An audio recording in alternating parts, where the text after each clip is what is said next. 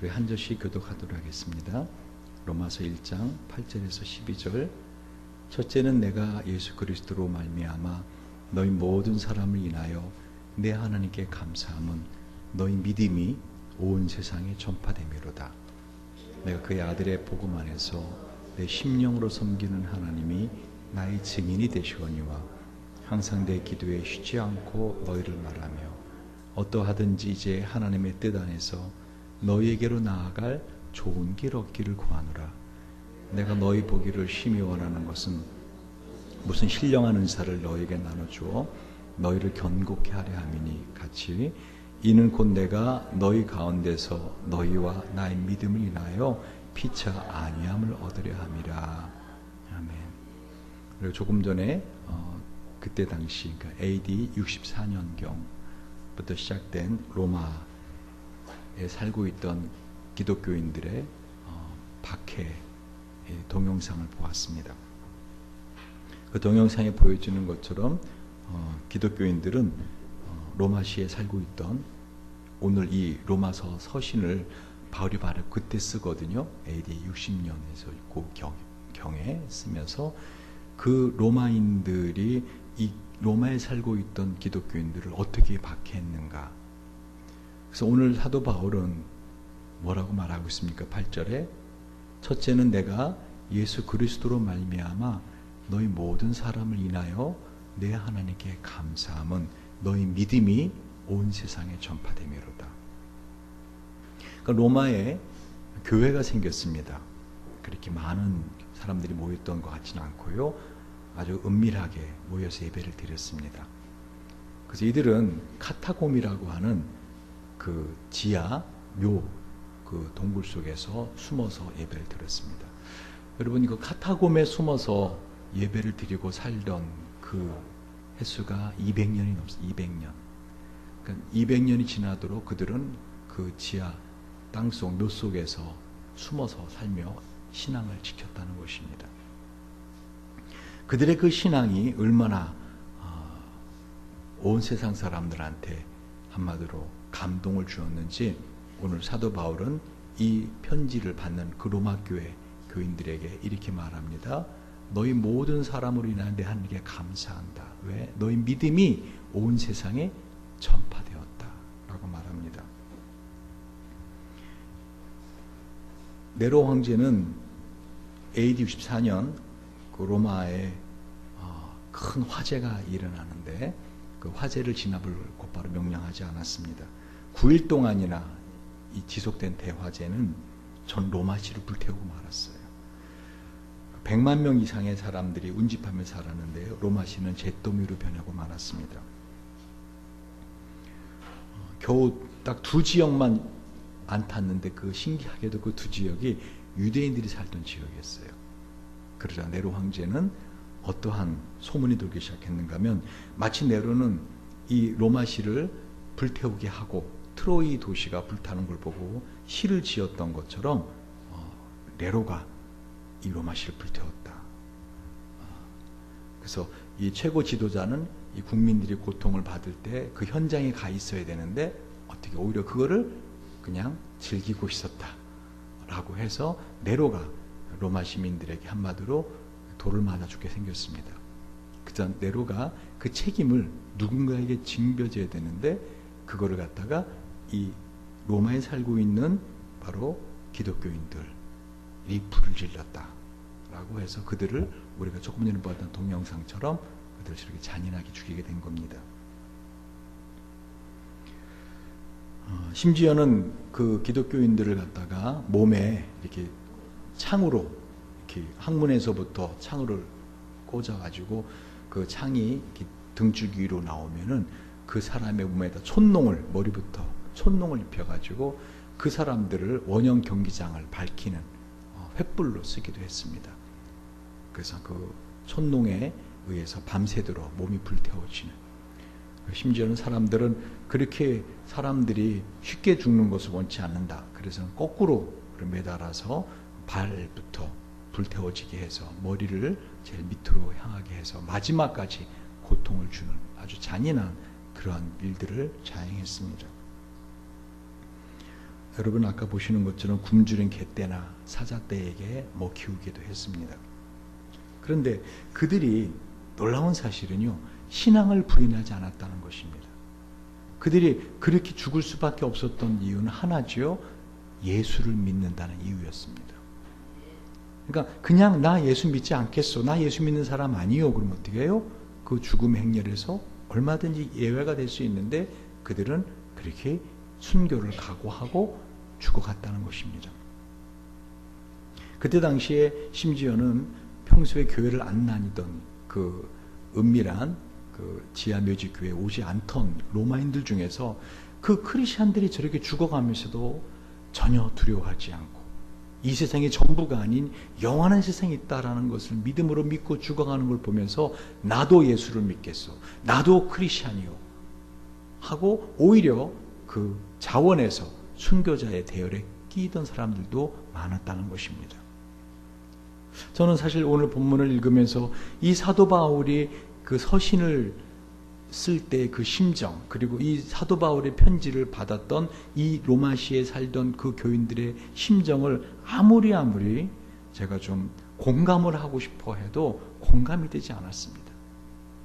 왜? 우리는 너무나 편안하게 예수를 믿고 있기 때문에 그렇습니다. 그런데 오늘 사도 바울이 이와 같이 고통당하는 이 로마의 사람들에게 이 편지를 씁니다. 그럼 뭐라고 말을 합니까? 9절, 내가 그의 아들의 복음 안에서 내 심령으로 섬기는 하나님이 나의 증인이 되시거니와 항상 내 기도에 쉬지 않고 너희를 말하며 어떠하든지 이제 하나님의 뜻 안에서 너희에게로 나아갈 좋은 길 얻기를 구하노라. 사도 바울이 한 번도 가보지 않았고 한 번도 만나지 못한 이 로마에 살고 있는 이 기독교인들, 로마 교인들을 만나길 원한다는 것입니다. 그리고 항상 그들을 위해서 기도에 쉬지 않고 기도를 해주었다라고 말합니다.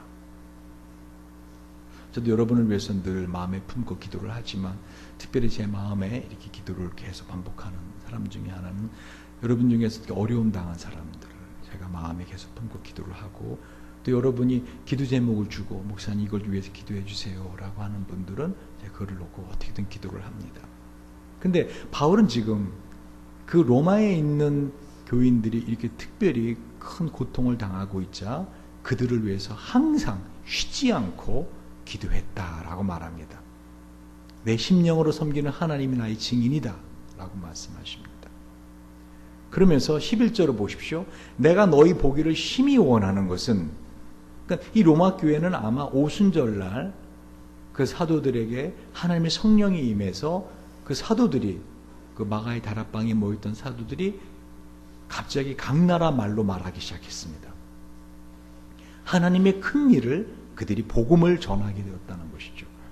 왜? 그 오순절날 모였던 디아스포라, 세계에 흩어져 있던 수많은 유대인들이 그곳에 왔는데 거기는 디아스포라 2세도 있을 거고요, 3세도 있을 거고, 한마디로 히브리 말을 못하는 각 나라 외국에서 온 사람들이 자기네 나라 언어로 갑자기 이 예수님의 사도들이 자기네 나라 말, 프랑스는 프랑스 말로, 이태리는 이태리 말로, 영어는 영어도로 각 히스패닉 막 말하는 걸 보고 놀랬다는 것입니다. 그건 뭐냐면은 하나님께서 이 땅에 바벨탑을 짓던 사람들, 하나님 위주가 아니라 신본주의가 아니라 인본주의의 나라를 만들려고 바벨탑을 짓던 사람들의 바벨탑을 멈추게 하셨습니다. 그 방법은 뭐죠? 사람들이 언어를 다르게 만드셨죠. 근데 오순절날 그 바벨탑에 멈추었던, 다시 말하면 흩어졌던 그 언어들이 하나로 유나이트 되는, 연합되는 역사가 일어납니다. 사실은 우리 지난주에 역사상에 놀라운 일이 지금 일어났죠. 남북 간의 휴전이 끝나고 이제 종전 시대로 접어들겠다. 더 이상 전쟁은 없다. 지금 어마어마한 일이 벌어지고 있습니다. 세상은. 근데 그 북한 사람들하고 함께 사는 것이 얼마나 힘든가 하면은 북한 사람들을 대상으로 함께 생활하고 복음을 전하고 하던 분이 그 사역자가 하신 말이 있어요. 목사님, 정말 만약에 통일이 돼서 북한 사람들하고 왕래가 되고 그 사람들하고 삶 속에서 함께 살아가야 된다면 사막에서 선인장을 껴안고 살 각오 없으면 불가능합니다. 전혀 다른 사람들입니다. 아마 얼마 지나지 않아서 38선 다시 긋자 이런 말 나올 겁니다. 왜 1990년 10월 3일 날 동독과 서독이 통일되었습니다. 그 이후에 바로 작년까지만 해도 그리고 20주년 때도 그 동독과 서독의 통일을 기뻐하는 그러한 축하하는 사람들 그 바깥에서는 마치 이번에도 38선 앞에 태극기 부대가 막 그냥 행패를 부린 것처럼 뭐라고 베를린 장벽 다시 쌓자, 동독과 서독 다시 갈라버리자, 그런 대회가 있었던 것처럼 우리나라도 통일되자마자 얼마 지나지 않아서 어떻게 해요? 38선 다시 짓자, 북한산 위로 올라가라, 이런 날이 올 수도 있다는 것입니다. 그런데 제가 왜 이 말씀을 드리는가 하면요, 여러분, 그럼에도 불구하고 하나님의 영은 어떻게 해요? 이 복음을 끊임없이 전 세상에 증거하기 위해서 우리 한민족을 사용하시기 위해서 마지막 날 준비하시지 않나 저는 생각합니다. 지금 사도 바울은 이 로마에 있는 이 교회, 그러니까 누군가 가서 이 교회를 세우지 않았겠습니까? 그 누군가가 누군가면은 많은 성경신학자들은 바로 오순절날 그 사도들의 입에서 나왔던 각 나라 말로 나왔던 복음의 이야기, 하나님의 큰 일을 듣고 어떻게 해요? 크리스찬 되어서 로마에 돌아가서 교회를 세웠다. 그러니까 이 교회는 몇백 명, 몇천 명 모이는 큰 교회가 아니라 아주 자그마한 교회인데 그것이 조금씩 어떻게 해요? 파급이 되면서 사람들이 숨어서 가정에서 혹은 지하에 이와 같이 카타콤에서 예배를 드리는 사람들이 있었다는 것입니다. 사도 바울은 그 사람들에게 이 편지를 씁니다. 저는 특별히 사도 바울이 왜 이렇게도 그들을 보기를 심히 원하는가? 11절 보십시오. 내가 너희 보기를 심히 원하는 것은 무슨 신령한 은사를 너에게 나눠주어 너희를 경고케 하려 함이니. 그러니까 사도 바울이 왜 이렇게 이들을 심히 보기를 원하는가? 그리고 사도 바울이 나눠주고 싶어하던 신령한 은사가 뭔가 도대체? 저는 이게 궁금하였습니다. 무슨 신령한 은사인가? 결론부터 말씀드리면은요, 사도 바울은 이 세상에서 가장 고통 가운데서 예수를 믿고 있는 로마 교인들을 만나고 싶었는데 이유가 뭐냐면 본인이 그런 고통 가운데 예수를 믿고 있었기 때문입니다. 여러분, 동병상련이란 말 아십니까?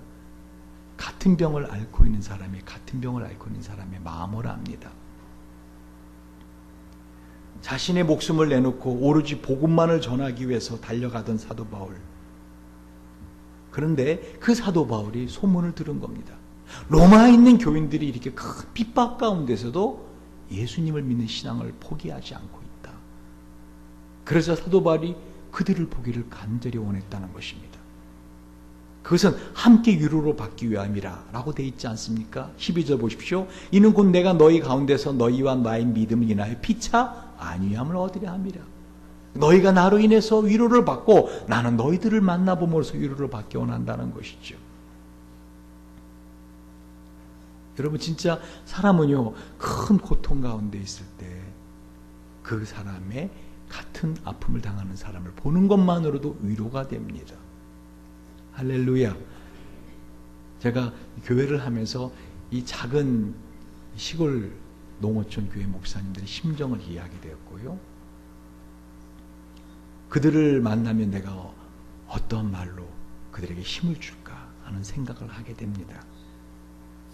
그러면 사도 바울이 나눠주고 싶었던 무슨 신령한 은사가 어떤 은사일까?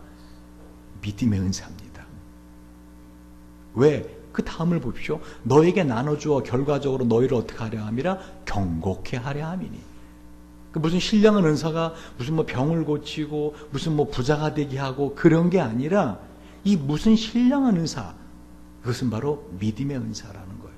그럼 어떤 믿음의 은사인가 들어보시기 바랍니다. 사도 바울은요, 지금 로마에 있는 교인들에게 자신이 깨달았던 그 신령한 은사, 그 믿음의 은사를 전해주기 원했다는 것입니다. 그리고 사도 바울이 뭐라고 말하죠? 그 10절을 한번 다시 보십시오. 어떠하든지 이제 하나님 뜻 안에서 너희에게로 나아갈 좋은 길 얻기를 구하노라. 사도 바울이 이렇게 만나고 싶어 했던 로마 교인들을, 이 로마를, 가보고 싶었던 로마를 사도 바울이 결국은 나중에 갑니다. 어떻게 가죠? 죄수가 돼서. 그래서 사도 바울이 좋은 길 얻기를 원한다 했는데 좋은 길은 아니었습니다. 죄수가 돼서 그 로마를 찾아가게 됩니다. 여러분, 이상하지 않습니까? 이렇게 예수를 잘 믿던 사도 바울, 이렇게 예수님을 위해서 정말 헌신적인 신앙의 삶을 살았던 사람들에게 왜 이런 고난이 있냐는 것이죠. 왜 이렇게 남다른 고통이 따라오냐는 것이죠. 남다른 고통. 그럼 이 남다른 고통의 의미는 무엇이고, 이 남다른 고통 가운데 어떻게 하면 견고하게 이 고통을 이겨나가고 승리할 수 있는가? 그게 오늘 사도 바울이 우리에게 전해주고자 하는 메시지의 핵심인 것입니다.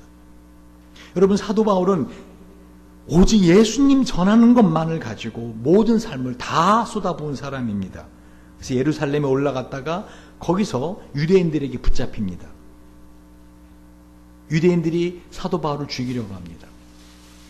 왜냐하면 예전에는 유대인이었고 무엇보다 사내들의 공회원으로서 예수 믿는 사람들을 잡아 가두고 죽이던 사도 바울이 예수를 만나서, 다메섹에서 예수를 만나서 오히려 예수를 증거하는 사람으로 변하고, 그러자 유대인들은 이 사도 바울을 죽이겠다라고 생각하고 사도 바울을 자신들이 죽일 수 있는 권한이 없으니까 어떻게 해요?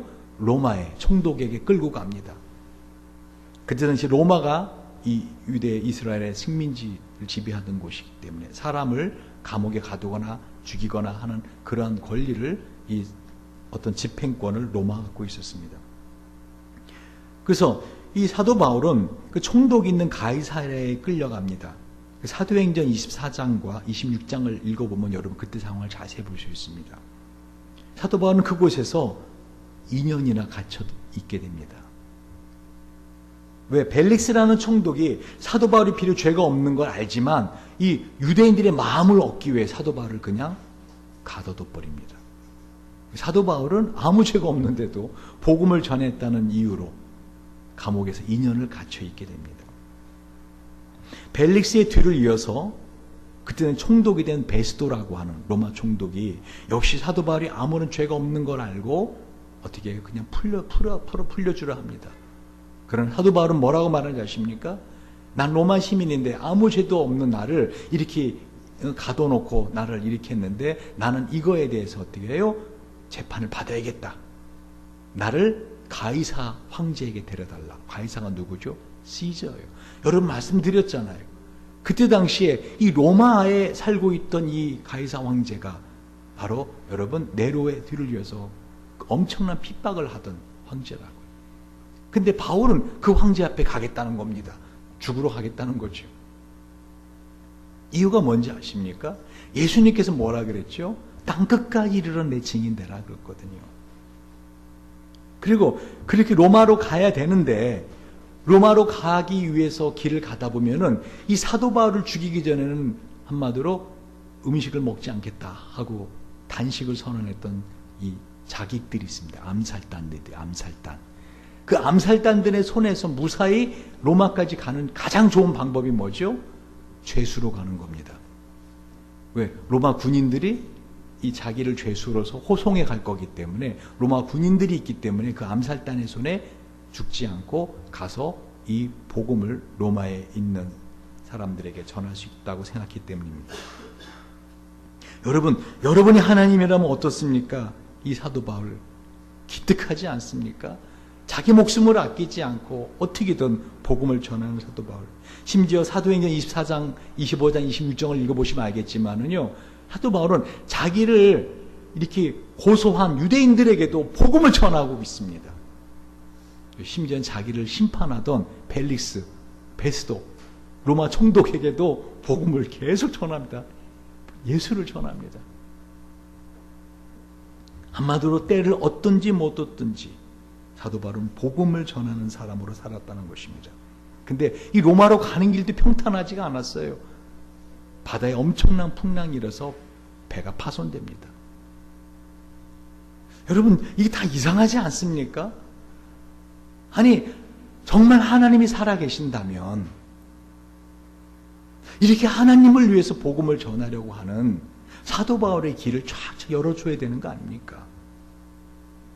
근데 왜 이렇게 어렵게 하느냐는 것이죠. 여러분, 사도 바울은 세상적인 관점으로 보면은요, 육체를 따라 자랑할 수 있는 사람이었어요. 그러나 그는 그러지 않았습니다. 오히려 고린도 후서 11장을 보시면은 사도 바울이 그때 당시에 이 세상적인 기복주의 신앙을 가리키는, 한마디로 그렇게 복을 받고 살기 위해서는 죽도록 헌신해야 된다. 뭐 교인들 앞에 권위를 내세우고 교인들을 혹사시키고 착취하는 그러한, 소위 말하면 자신이 그리스도 일꾼이라 하는 교회 지도자들이 사도 바울을 갖다가 한마디로 모함하고 사도 바울에 대해서 시기 질투했습니다. 그때는 지금은 더 아이러니한 거는요, 이렇게 권위적이고 교인들을 갖다가 이렇게 어떤 협박하고 이런 목사를 사람들은 어떻게 해요? 좋아하진 않지만 존경합니다. 사도 바울이 그런 말을 해요. 고린도서 11장 20절 볼래요? 누가 너희를 종을 삼거나 잡아먹거나 사로잡거나 자고한다 하거나 뺨을 칠지라도 너희가 용납하는도다.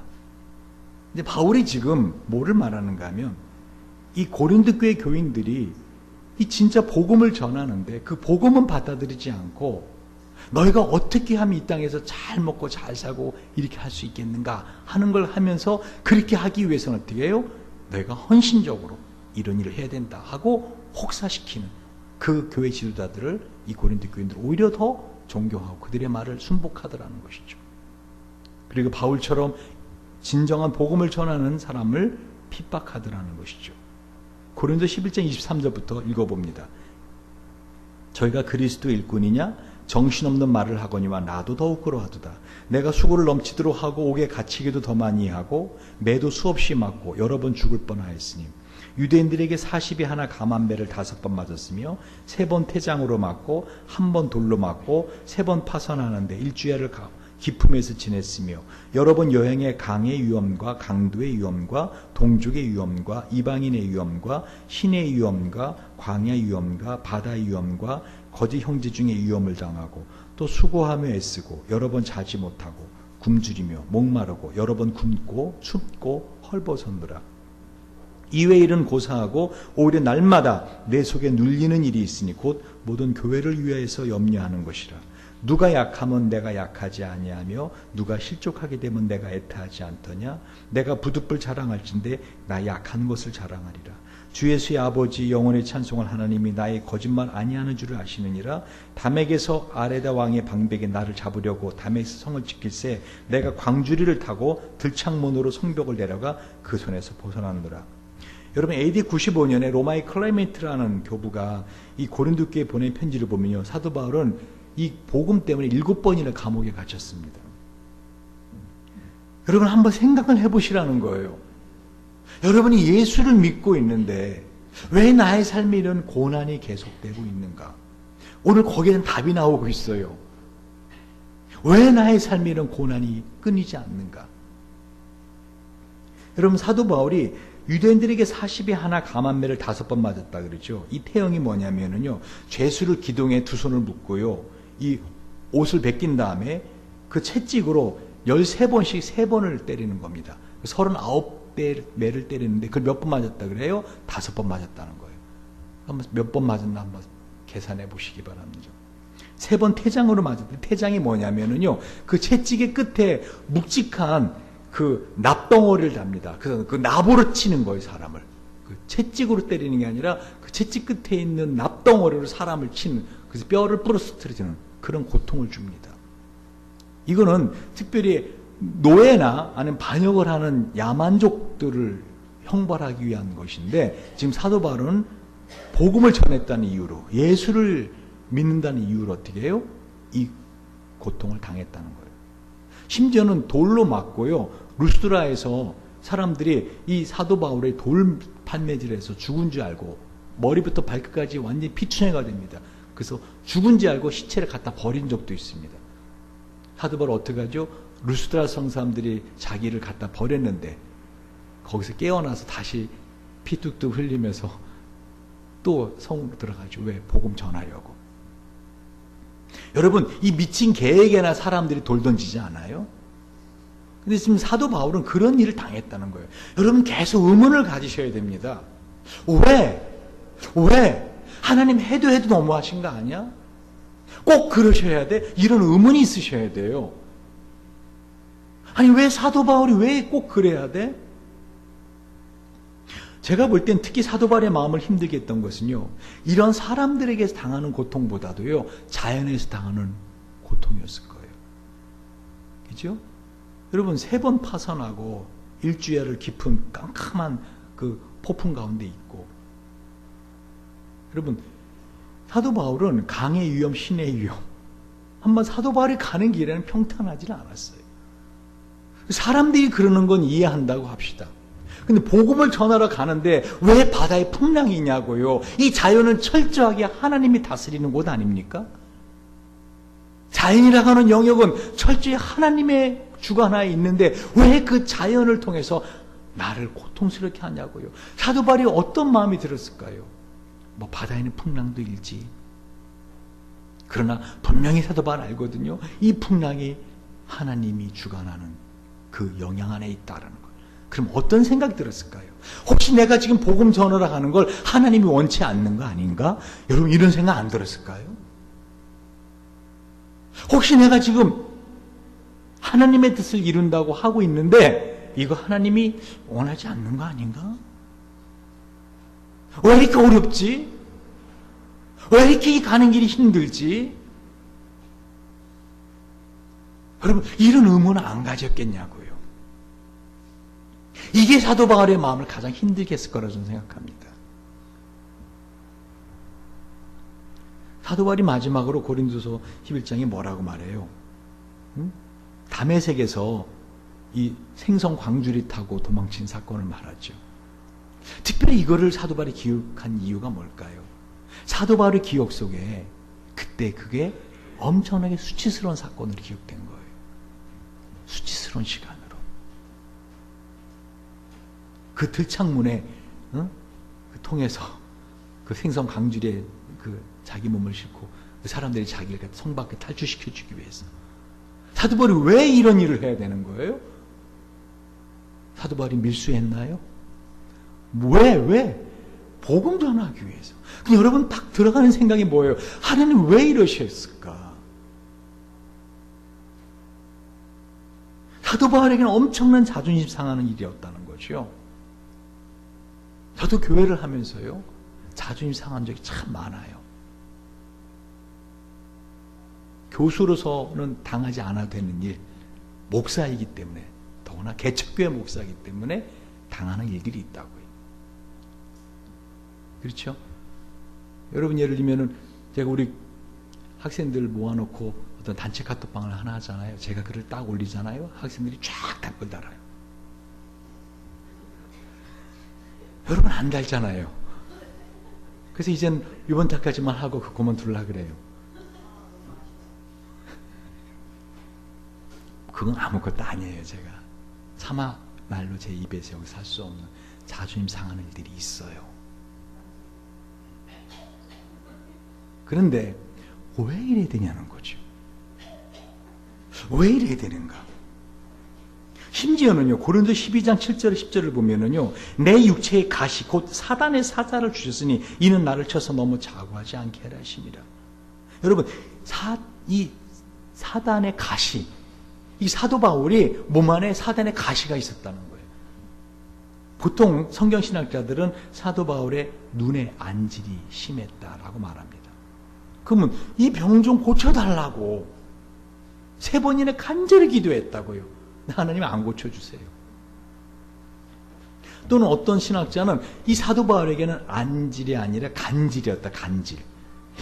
설교하고 나서 갑자기 입에 거품 물고 목 디디디디 틀어지는 거예요.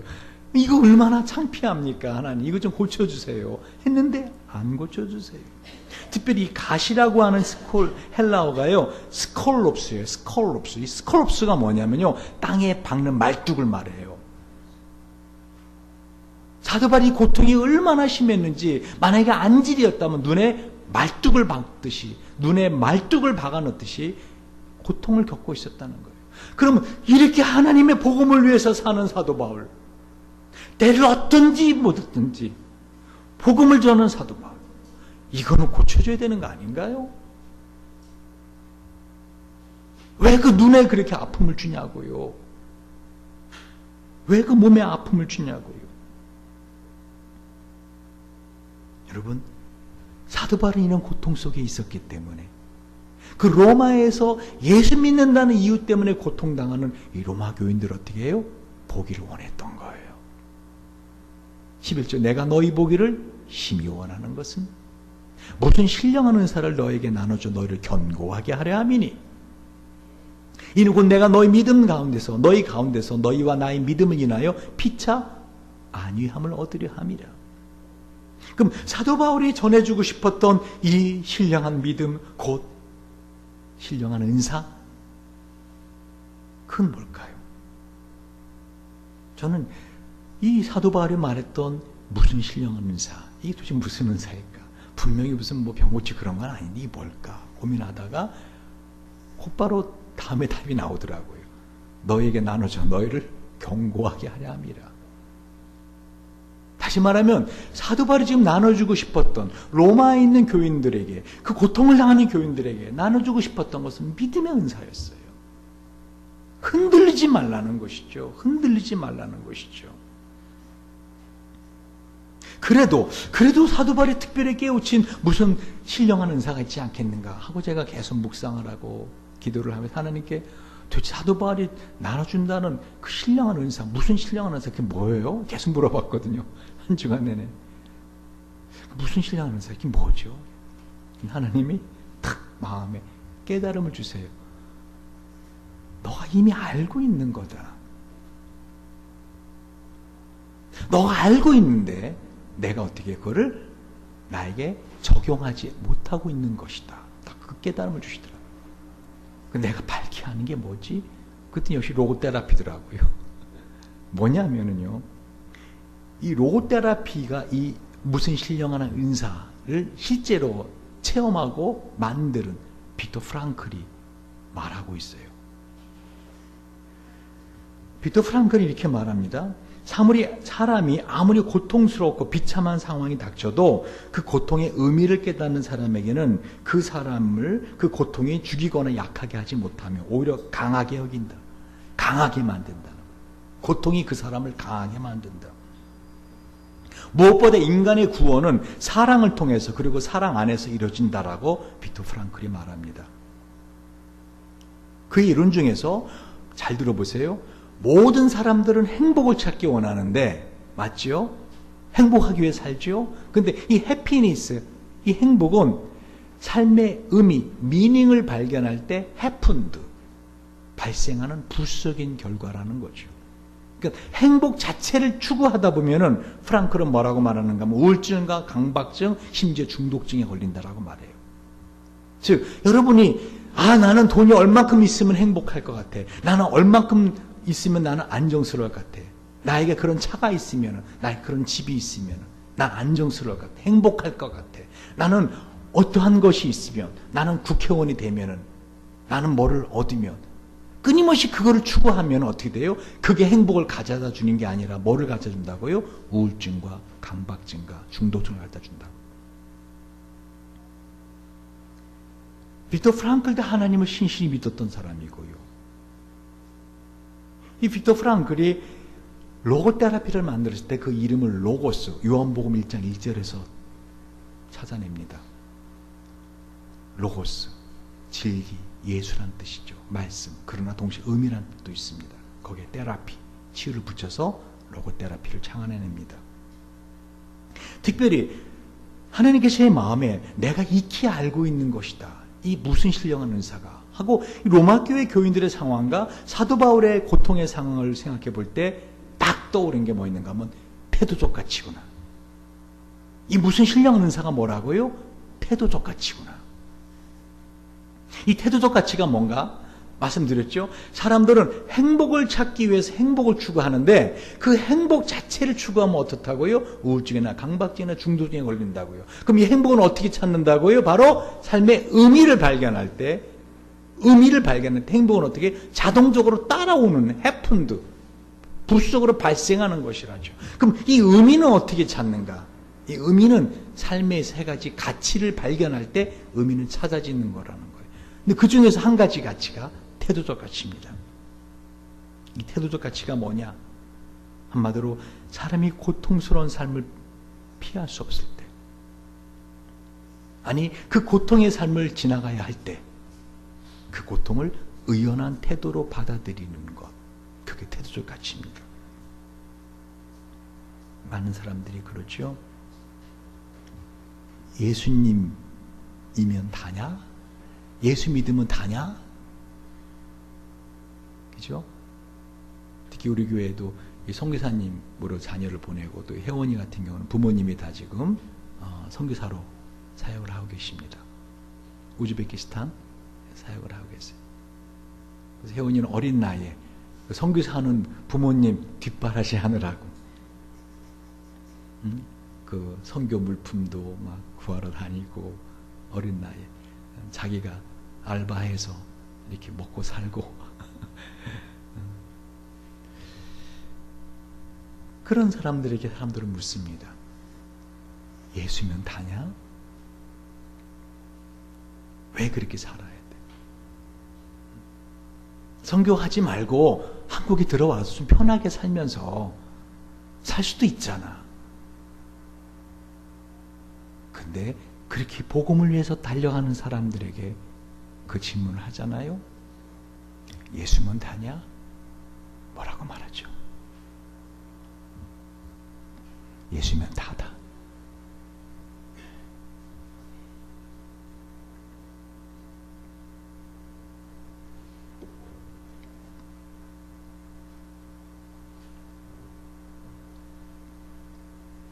사도 바울은 고린도서 1장 9절에 우리는 우리 자신이 사형 선고 받은 줄 알았으니 이는 우리로 자기를 의지하지 말고 오직 죽은 자를 다시 살리시는 하나님만 의지하게 하심이라. 여러분, 지금 사도 바울이 그들에게 전해주고 싶어하는 무슨 신령 은사는 믿음의 은사인가요? 그 믿음의 은사, 특별히 우리가 인생을 살며 당하는 고난의 의미를 알려주려는 것입니다. 지금 그 첫 번째 의미가 뭐냐면요, 우리 인생에서 왜 이런 고난이 있는가? 바로 하나님만 더 의지하게 하려고. 보십시오. 우리는 우리 자신이 사형 선고를 받은 줄 알았으니 이는 우리로 자기를 의지하지 말고 오직 죽은 자를 다시 살리시는 하나님만 의지하게 하십니다. 여러분, 인생을 살다 보면은요, 암 말기입니다. 또 인생의 부도, 또 사랑하는 사람이 떠나가고 내 힘으로 어떻게 할 수 없는 상황을 맞이할 수 있습니다. 왜 이런 일을 당하게 한다고요? 하나님만 의지하게 하려고. 죽은 자를 다시 살리시는 하나님.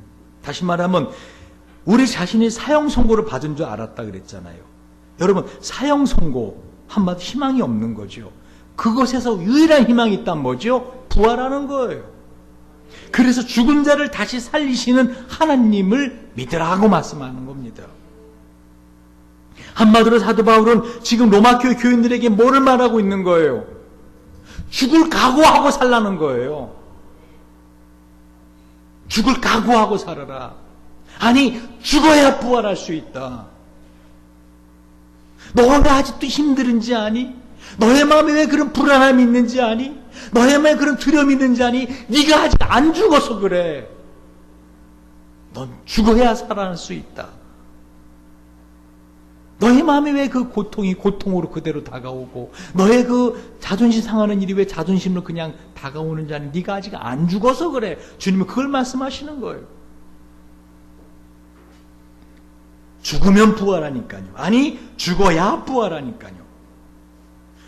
우리는 인생을 살면서 그 상황들이 내가 원하는 방향으로 되지 않고 오히려 내가 절대 원하지 않는 방향으로 자꾸만 밀려갈 수가 있습니다. 하나님 살아계신다면서요. 하나님 나 사랑하신다면서요. 왜 이러십니까? Why me? 왜 하필이면 접니까? 라는 의문을 던지지 마시기 바랍니다. 이게 복음이라는 거요. 사탄은 우리에게 끊임없이 이런 의문을 던지게 합니다. 하나님에게서 멀어지게 합니다. 우리 마음속에 생각을 집어넣습니다. 하나님 너를 사랑하신다면 어떻게 이런 일이 일어날 수가 있니? 여러분 사도 바울을 보십시오. 하나님이 사도 바울을 얼마나 사랑했겠습니까? 배를 어떤지 뭐든지 복음 전하기 위해서 자신의 전부를 내어 던지는 이 사도 바울을 하나님 얼마나 사랑했겠습니까? 그런데 사도 바울이 어떤 일들을 겪었다고요 아까? 저와 여러분 평생 살면서 한 번도 겪지 않을 그런 끔찍한 일들을 사도 바울은 거듭 겪지 않았습니까? 왜요? 사람이 감당한 시험밖에는 너희가 당한 것이 없나니 오직 하나님은 미쁘사 너희가 감당하지 못할 시험당함을 허락하지 아니하시고 시험당할 즈음에 또한 피할 길을 내사 너희를 능히 감당하게 하시느니라. 고린도 10장 13절의 말씀. 다시 말하면 하나님이 저와 여러분 믿으시는 거예요. 여러분 시험에 두 종류가 있죠. 마귀가 주는 템프테이션, 그죠? 테스트가 있어요. 시험. 하나님 주는 시험 뭐죠? 이그제미네이션. 여러분 대학 시험 아무나 보지 못하죠.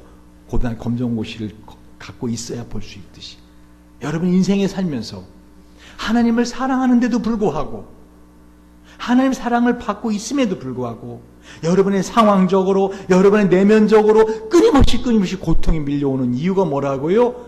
하나님 우리를 믿고 있는 거죠. 너가 이 시험을 이겨낼 수 있어.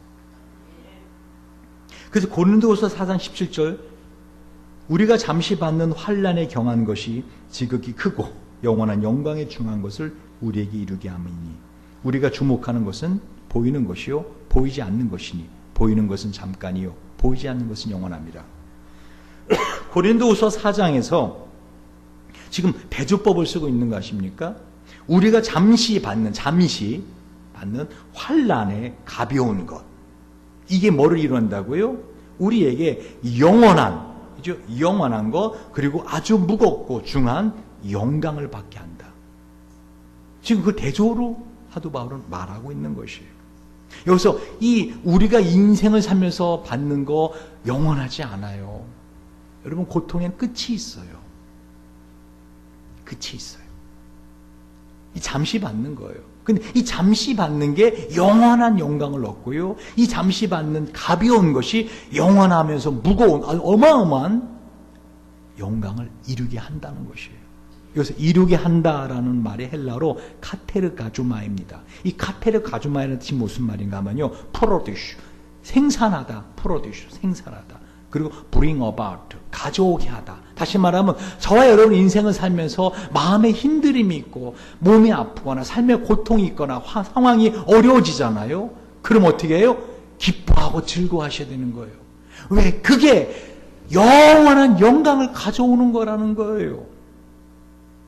그래서 사도 바울은 오히려 골로새서 1장 24절에 내가 이제 너희를 위하여 받는 괴로움을 기뻐하고 뭐 한다고요? 기뻐하고 그리스도의 남은 고난을 그의 몸된 교회를 위하여 내 육체에 채우노라. 사도 바울은 그 비밀을 깨우친 거예요. 무슨 신령한 은사가 바로 이 비밀이었던 거죠. 자기가 스스로 자신의 몸에 그리스도의 남은 고난을 채우겠다는 거죠.